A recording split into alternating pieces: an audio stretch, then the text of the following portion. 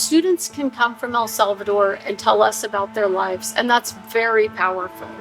But there's nothing like having the experience of being able to see there and really see people interacting in their own communities, to hear their stories, to be able to celebrate with them the amazing welcome that they offer to all of us.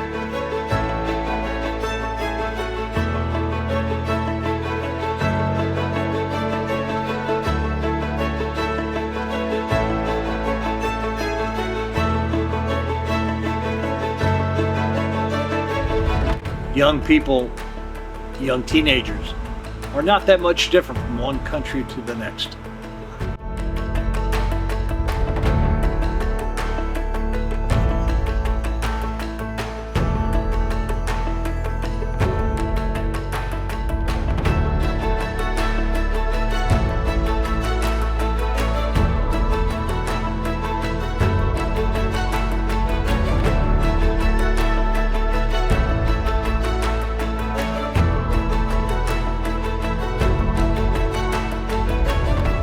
It's a eye-opening experience. It's gonna fulfill your heart with good things.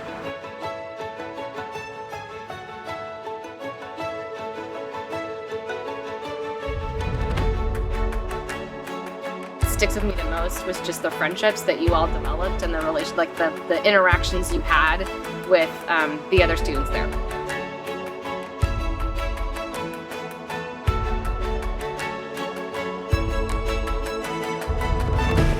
It helped me learn how grateful I should be for the stuff that I have that other people may not.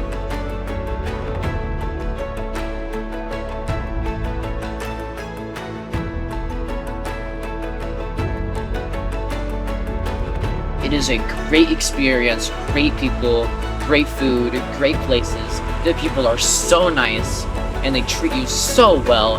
But it is a great experience to go on.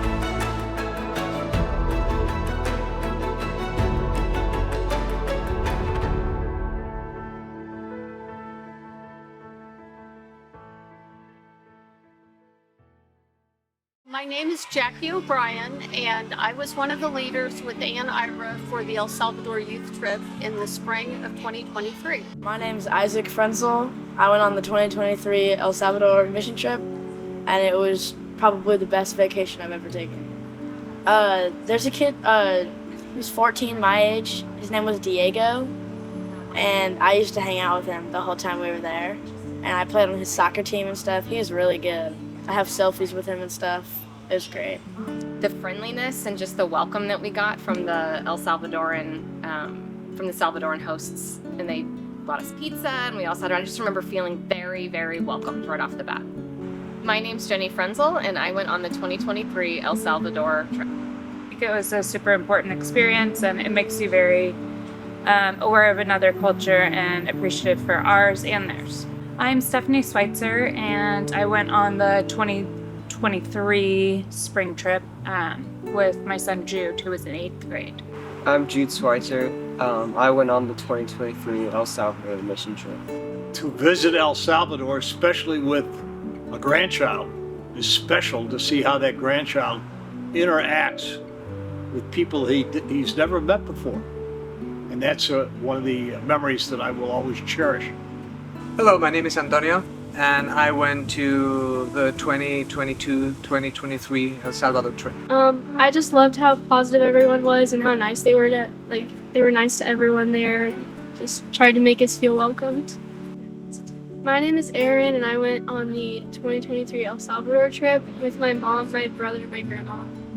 Hi, I'm Jack McDonald. I went on the 2023 El Salvador mission trip.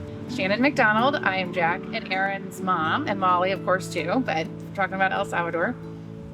There was a mom at one of the villages that we visited who was struggling because her son had just been arrested and brought to prison. And she was struggling to meet bills and pay electric and all the things that she needed to do. She had all these kids ranging from 20 to a baby, And it just, she got really emotional and was crying, and all I could do was think about like how lucky and blessed I was. I don't even have to think about these things. And she was just trying to like feed her kids and keep the lights on at this house that, you know, like even in the worst parts of Kansas City wouldn't be like considered, you know, like a house that somebody would live in. But she was grateful to have that house and to have her family.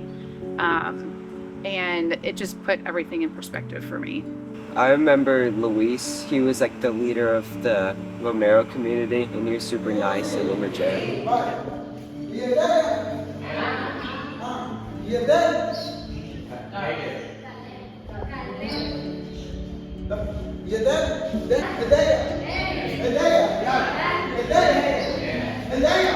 I really loved Evelyn. She was super kind and patient, and she was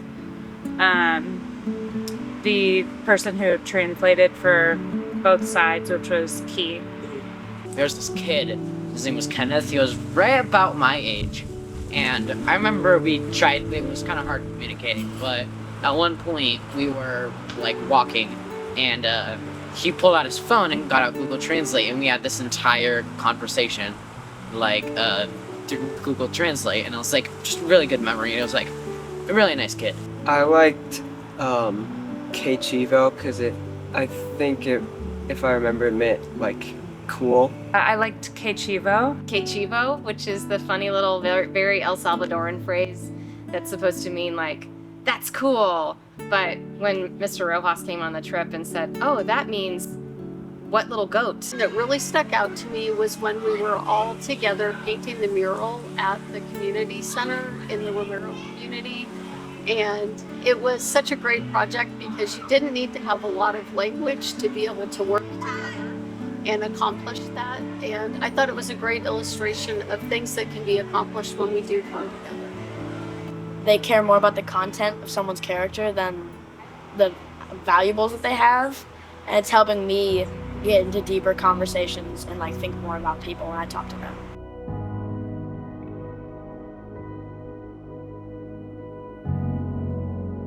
I think it taught me how to be more humble and less needy, because I'm extremely lucky, and since I was a child, I had everything I needed, and from all the material things that I have, when I think of them, they're so happy and they live with not that many things. That taught me a lesson, you know, where really happiness is, not in things, but in what we believe and here in our hearts.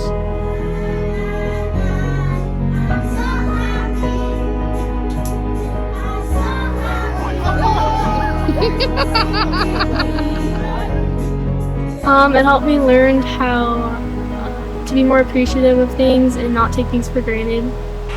I think what I would bring back is that sense of community, and I think that we have a really good base for that at St. Elizabeth's, where people really do help look out for each other. I think that because we have so much more materially, we probably have a lot more distractions than people in El Salvador. So I would like to bring back maybe a little bit of simplicity and just being closer together and really supporting each other.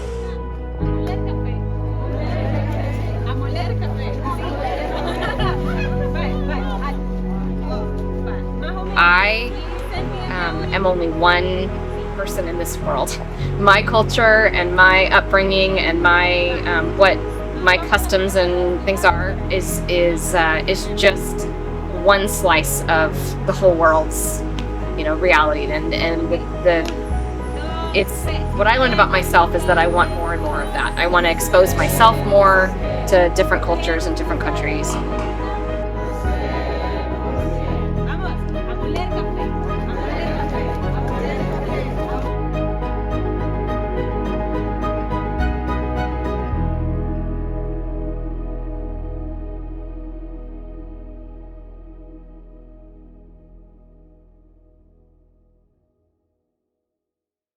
Something that I would add is, hola,